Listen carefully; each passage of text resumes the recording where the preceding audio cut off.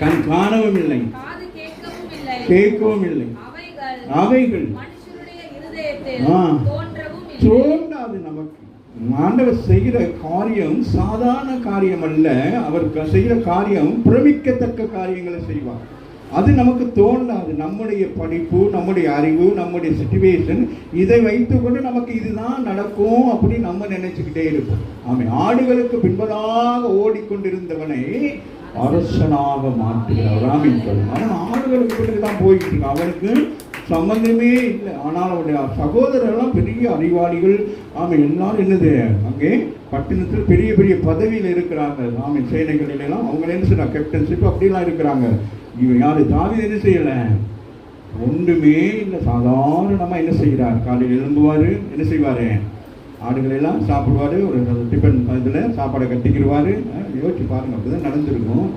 எடுத்துக்கிட்டு என்ன செய்வார், ஆடுகளை விரட்டி கொண்டு அப்படியே போவார்.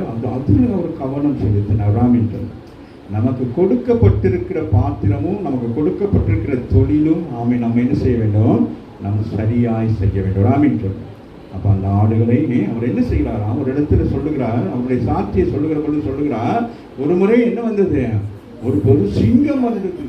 ஆமேன்னு அடுத்த முறை என்ன வந்துச்சான், ரெண்டே என்ன செய்தாராம்.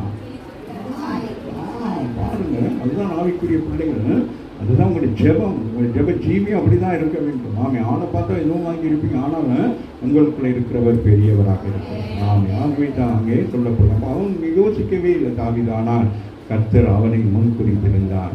அப்படி தாயின் கருவியில் என்ன செய்திருந்தான், தெரிந்து கொண்டிருந்தார். அமவில்லையா? அதுதான் ஆண்டவர் சொல்றாங்க, எனக்கு என் இருதயத்துக்கு ஏற்றவன். அப்ப நீங்கள் யாரா?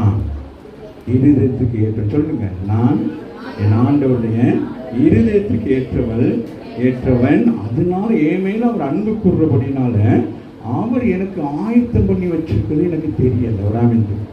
ஆமே, இப்போ நீங்கள் படிச்சுக்கிட்டு இருக்கிறீங்க, உங்களுக்கு ஜாப். அம்மாவில்லையா? அப்படி